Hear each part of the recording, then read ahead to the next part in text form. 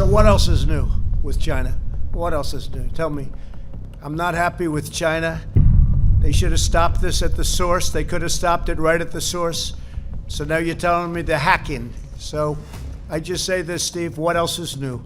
We're watching it very closely. Cyber espionage campaign by Chinese hackers in the United States.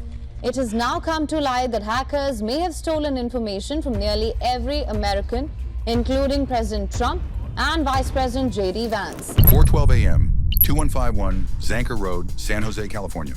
The heart of Silicon Valley's foreign tech district, 190 covert digital freight authorizations, a federal cyber command center humming under fluorescent light, a Chinese cultural liaison under watch, synthetic identities, encrypted crypto transfers, fentanyl precursors slipping through American ports, a pipeline hidden behind firewalls in federal databases.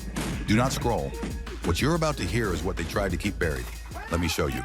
It is absolutely clear that this predatory criminal drug network, like so many others, was driven by profit and greed. 312 arrests, $412 million in fentanyl, synthetic opioids, and chemical analogs seized. The most advanced cyber smuggling breach ever uncovered on U.S. soil. But the real shock wasn't the drugs, it was who had enabled them. IT contractors, cybersecurity specialists, and even procurement clerks with federal access badges, the very people meant to safeguard America's systems, were quietly helping dismantle them from the inside. Hit like so more people understand what is happening inside their own country. And stay with me, because what comes next is something every American must hear. Our incredible law enforcement, over $100 billion to get those drug cartels the hell out of our country once and for all. 4:12 a.m., North 1st Street Corridor, San Jose. The streets outside were empty. Warehouse rows were silent. A cold marine layer hugged the ground. But inside the federal command room, the night was alive with warning lights. A massive digital map glowed blood red. The alarms had quieted only because investigators already knew the truth. The threat had gone silent, but not still. For 10 months, federal agents had tracked what they first thought was random cybercrime. But the patterns sharpened. Data spikes, phantom shipments, chemical deliveries routed through small businesses that never touched chemicals. The numbers were horrifying. Drug seizures up 290%, digital identity fraud up 340%, illicit chemical imports up 230%, and synthetic opioid clusters appearing in cities with no known cartel presence. Listen closely. Experimentation is not an option. The drugs today are way more powerful, more dangerous, and more widely available than they ever were before. This is where investigators realized they were already too late. The DEA director warned one person dies every 5 minutes from opioid poisoning. The special agent in charge said these seizures alone had prevented thousands of deaths. That's 294 Americans gone every single day, the equivalent of a commercial airplane crashing daily. And the stolen money was staggering. More than $214 million laundered through crypto mixers and shell companies. Whistleblowers warned the real number could be far higher if older records were ever recovered. The pattern was always identical. Synthetic drugs manufactured in China, shipped to Mexico for camouflage, digitally routed into U.S. ports through hacked logistics systems, then distributed by American front companies built using stolen identities. Fentanyl's killing a lot of people. A lot of people. It comes from China. This was not fraud, it was infrastructure. They weren't entering America, they were infiltrating it. From there, the violence followed. Armed robberies linked to synthetic drug debt, 3 kidnappings tied to crypto extortion, a hospital network breach designed to hide overdose spikes. 2 months earlier, an LAPD cruiser was ambushed outside a loading dock. The officer survived but nearly bled out. The suspects traced to a synthetic identity generated by the same cyber pipeline. Agents stared at the data on the wall. The pattern now glared like a warning beacon. Every line, every shipment, every false identity pointed back to one man, Director Liang Shen, age 52, head of the Chinese North American Digital Liaison Office. If the intelligence was right, a foreign cyber director wasn't promoting cultural exchange. He was running a chemical pipeline through the US government's own systems. And the danger was about to ignite. If this shocks you, share this video, comment exposed, and keep watching. Because the next chapter goes inside the office he used as his command center. The indictment that we announced today charges Mexican drug cartels and Chinese money laundering groups with partnering together to perpetuate a cycle of destruction in this country. The deeper the investigation went, the darker the reality became. This wasn't a tech exchange office. It was a digital war room where money, chemicals, and synthetic identities converged with military precision. There were no cultural programs, no trade initiatives, only servers, shadows, and silence. Every week, freight containers arrived without proper customs scans. Packages slipped through side loading docks at 1:50 a.m. Lights flickered through the night behind blackout curtains. Agents counted 190 covert deliveries in 8 months. Not one appeared in official diplomatic or commercial logs. Trash searches revealed the first layer: shredded shipping labels, burned crypto keys, and smashed biometric devices. Then investigators found something far worse: a hidden server cabinet behind a false wall, dozens of synthetic passports and digital identity kits, all tied to the same network. One belonged to a man later arrested for transporting 80 pounds of high-grade fentanyl powder. Another belonged to a woman collecting $68,000 in employee reimbursements from a fake import company tied to Shen's digital pipeline. This was no misunderstanding. It was a system, and it was only beginning to unravel. Violence followed them everywhere. Police reports exploded. Street fights outside electronics shops, knife attacks near transit stops, armed clashes behind strip mall warehouses. In one mid-sized California city, officers responded to 102 violent incidents in 8 months, all traced back to the same cyber-enabled syndicate. Federal analysts finally understood this wasn't immigration. This wasn't a misunderstanding. This was infiltration engineered, funded, and shielded from inside the system itself. A digital physical network expanding faster than law enforcement could map, and it wasn't slowing down. It was accelerating. If you want to see the exact moment the doors were blown open, type yes right now. The order came at 4:20 a.m. Pay attention.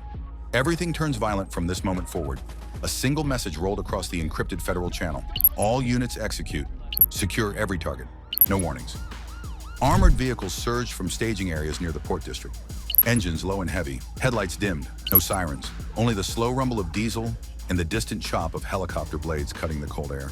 The operation involved FBI, ICE, DEA, Homeland Security, cyber forensics units, state police, and local deputies. More than 1,200 federal badges moved with one objective: break the network before sunrise. The first target was a 4418 Vista Point Court, San Jose, a quiet cul-de-sac hiding a digital command cell. To neighbors, it looked harmless, but infrared cameras showed 3 figures moving fast inside. When the strike team advanced, a man burst out the back door clutching a modified rifle. A flashbang detonated on the pavement. White fire, hard shadows. The man dropped instantly, stunned. Agents surged past him. Inside, they found envelopes thick with cash, smartphones wrapped in Faraday foil, and a kitchen table covered in shipment manifest tied to Shen's digital pipeline. 1,290 McCarthy Boulevard, Milpitas, a warehouse posing as an electronics importer. Agents cut through a steel-reinforced loading bay using hydraulic spreaders. The interior looked like a normal import business, boxes stacked neatly along the walls. But behind a false panel was a sealed room. Inside, 640 pounds of fentanyl precursors, synthetic opioid pills, vacuum-sealed methamphetamine, all bagged and ready for transport. Street value, $28 million. Watch this part carefully. This is where the mask comes off. After police found more than 1,000 rifles in his multi-million-dollar home yesterday, the stockpile contained more than 1,000 guns, handguns, and rifles. Highway 101 and Alum Rock Interchange, San Jose. A freight van tried to punch through a federal blockade. A freight van barreled toward a roadblock, trying to punch through. Tires screamed. Agents fired into the engine block. The van skidded sideways, slammed into a barrier, and died. Inside the back doors, duffel bags filled with unregistered weapons, serial numbers scraped clean, several rifles traced to ports were hacked via Shen's network. But the most violent confrontation came in 985 Charcot Avenue, San Jose. An abandoned fabrication yard turned weapon stash. 2 armed men waited on the rooftop, rifles braced, scanning the darkness. When agents approached, the rooftop erupted in muzzle flashes. Rounds cracked across the yard. Sparks leapt from metal rails. Federal teams raised shields and advanced methodically. Above them, a helicopter swept a bright cone of light across the roofline. After a fierce exchange, both gunmen surrendered, dropping rifles and raising their hands in the floodlights. Nearly 700 Chinese nationals suspected of an extensive online fraud operation. Don't look away. What happens next is the part they never expected the public to see. Final target, 1888 Zanker Road, San Jose, the Chinese National Cyber Coordination Office. The building looked quiet, but drones picked up movement on every floor. A tactical unit circled to the service entrance. The breach charge went off with a concussive crack. Doors flew inward. Agents stormed the corridor. Folders, hard drives, shredded documents, laptops with screens are still warm. In one room, a man attempted to burn files in a metal bin. He was tackled before the flames grew. By 5:20 a.m., the entire sweep was finished. 53 locations raided, 147 suspects detained, part of the 312 total arrests made nationwide. $4.9 million in cash recovered, 640 pounds of narcotics seized, one portion of the $412 million in synthetic drugs recovered across all sites. 172 illegal weapons removed. 0 civilian injuries. But the operation revealed something far more chilling. The network hadn't been hiding. It had been operating boldly, confidently, everywhere. Behind storefronts, inside data centers, through hacked federal systems, and inside communities that never saw it coming. Do not look away. This was a war fought before sunrise. Drugs, weapons, servers, and false identities everywhere. If you want more Americans to see what's happening behind the curtain, comment, fight back, and hit the like button now. Even after dozens of coordinated raids before sunrise, one location remained untouched. The most sensitive and dangerous building on the map, a two-story brick structure in a government technology district, is officially listed as the Chinese National Cyber Coordination Office. To the public, it appeared harmless. A flag hung outside. A gold-plated sign near the entrance displayed the emblem of a foreign tech ministry. Commuters walked past without ever slowing down. But federal analysts knew the truth. This office did not have full diplomatic protection. It could be entered with the right authorization, and weeks of surveillance showed something alarming. This was not a cyber liaison office. It was a movement hub. At midnight, unmarked federal vehicles formed a silent perimeter. Agents in dark tactical gear slipped behind parked cars. No lights, no radios, only hand signals. A drone hovered overhead, watching every window and doorway. Inside the command post, a single line flashed across the operations screen, authorized entry. At 10:19 a.m., breach teams moved. 2 agents planted a small explosive charge on the rear service door. A flash, a concussive boom. The heavy door blasted inward, and the hallway swallowed the sound. Seconds later, the corridor filled with shields and rifles. A man in a suit bolted from behind a desk gripping a laptop. He didn't get far. Agents caught him on the staircase. The laptop was still warm. Downstairs, another room had been prepped for destruction. Black smoke curled from a metal bin. Documents burned. Plastic cracked under high heat. Agents stormed in and subdued 2 men, one still holding a lighter and a stack of files. The flames were smothered. Even half-charred, the documents were legible. At first glance, the office looked ordinary. Printers, desks, filing cabinets.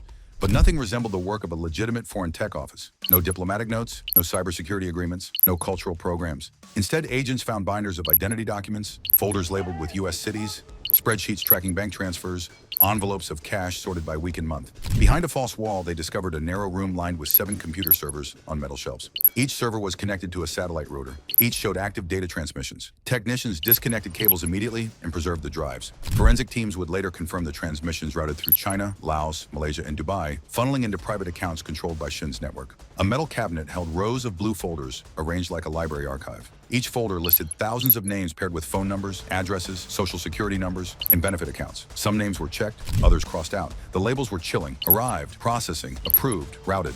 On a desk, under a paperweight, lay a thick ledger. Pages full of totals, percentages, and international transfers. At the bottom of the final page, written in rigid block letters, 12% security fee, Red Phoenix Group. The room fell silent. Federal agents had not uncovered a simple cyber fraud ring. They had found a functioning financial engine, one that brought people into the United States, extracted money from public programs, and sent it overseas to an intelligence-linked organization.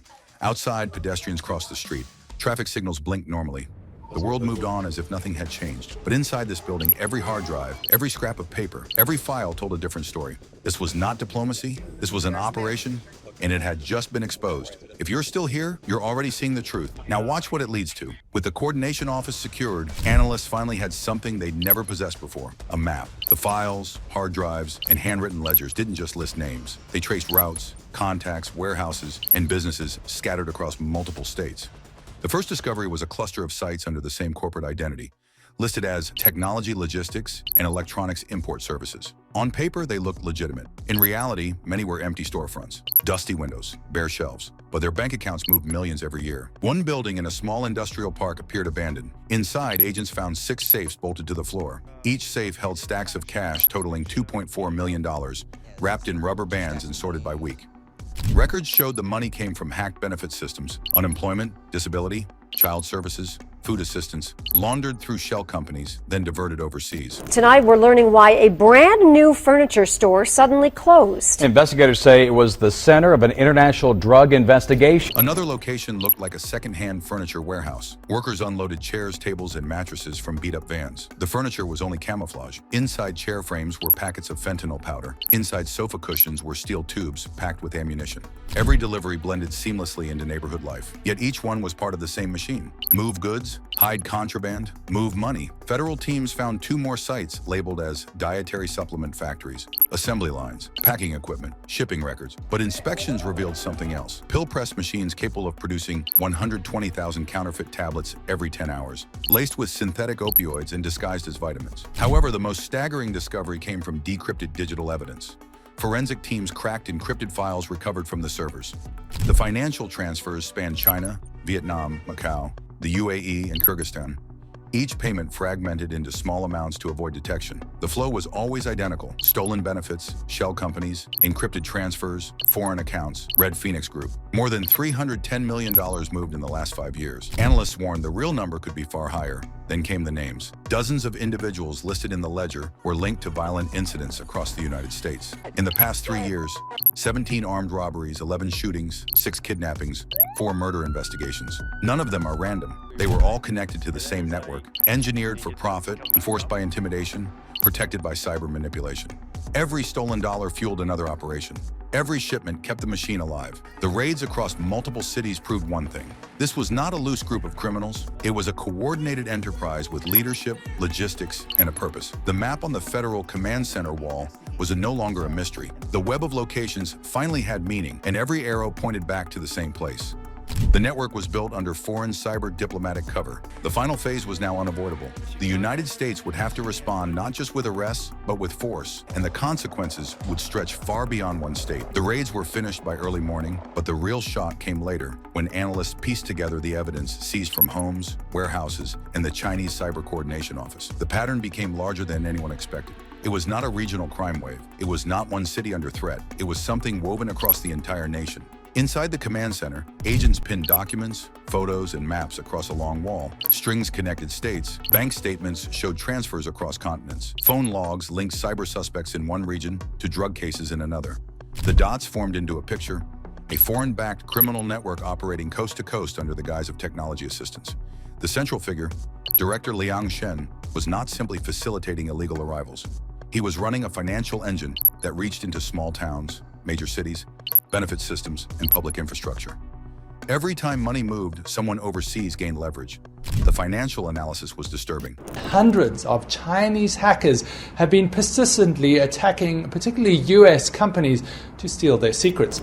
From just the documents collected in the last 6 months, investigators found $71 million in hacked benefit payments, $26 million routed through shell tech companies, $18 million laundered through innovation grants, $11 million transferred through encrypted wallets. And those figures were only a fraction of the operation. Entire years had no recoverable records. When analysts projected backward, the estimated loss to American taxpayers, based on 10-year projections using the seized records, exceeded $9.3 billion. If you're watching this, focus, because this next part changes everything. And the human cost was even harder to absorb. Hospitals reported spikes in overdoses from counterfeit pills disguised as supplements. Police reports showed violence spreading from city cores into once quiet suburbs. Some neighborhoods transformed almost overnight. Shops closed early. Parents avoided evening walks. Seniors, the most vulnerable to scams and synthetic drugs, grew afraid. In one town, emergency crews were dispatched to the same block 17 times in 28 days. Drug deals, forced prostitution, extortion. Every incident tied to names found in the seized cyber ledgers. The threat was not only economic or digital, it was physical. 2 months earlier, a patrol officer stopping at a gas station was ambushed. Rounds shattered the windshield. The officer survived but suffered permanent injuries. The attackers vanished. Now, with new evidence, investigators believe the shooters were tied to the same foreign-linked pipeline. By late afternoon, the situation had moved far beyond ordinary law enforcement. A secure briefing convened inside the White House Situation Room. Cabinet officials, intelligence directors, cyber command chiefs, senior advisors. The assessment was blunt. This is not cyber fraud. This is national security infiltration. Officials described a network that exploited American laws, rerouted public funds, and funneled resources to a foreign intelligence-linked organization responsible for violent operations overseas. Every stolen dollar strengthened an adversary. When the meeting ended, the decision was immediate. More resources, more raids, targeted removals of foreign operatives, a nationwide expansion of the investigation. For many Americans watching the news that night, the story felt distant. They saw headlines, not the scale. They saw numbers, not the damage. But the truth was simple. The danger had been close all along. It had lived in familiar neighborhoods, walked through stores, hacked into systems, and quietly sent money overseas. The war was no longer across the ocean. It had slipped inside the United States. And now everyone understood this was only the beginning. When dawn broke over San Jose, sunlight hit glass towers that looked calm again. But nothing about the morning was normal. The streets were quiet. Workers returned to their routines. School buses rolled out. Everything appeared normal. But inside the command center, agents stared at the evidence wall. Maps, bank ledgers, server logs. identity lists, dozens of faces. It wasn't a mystery anymore. It was a warning. The lesson is simple, and it is uncomfortable. Danger does not always arrive wearing a uniform. Sometimes it walks through the front door with a briefcase. Sometimes it carries diplomatic papers. Sometimes it speaks the language of technology and cooperation. But behind the facade, it steals, corrupts, and destroys. America is a generous country, perhaps the most generous on earth. Innovation grants, welfare systems, social services, medical support, these exist to help the vulnerable. But when criminals and foreign networks twist compassion into a weapon, everyone pays. Children lose programs, seniors lose security, neighborhoods lose peace, and adversarial groups gain power. There is a deeper truth here. Freedom does not defend itself. Cyber borders do not protect themselves. Laws do not enforce themselves. They require people who are alert, informed, and unwilling to look away. Agents did their job before sunrise. They found the network, they seized the servers, they exposed the fraud. But the responsibility does not end with them. It belongs to every American, because silence is what allowed this network to grow. Sunlight is what destroys it. If you care about your community, share this story. If you want these investigations to continue, hit like. If you want accountability, comment on your support. Protect America. This is not the end. This is the warning before the next chapter.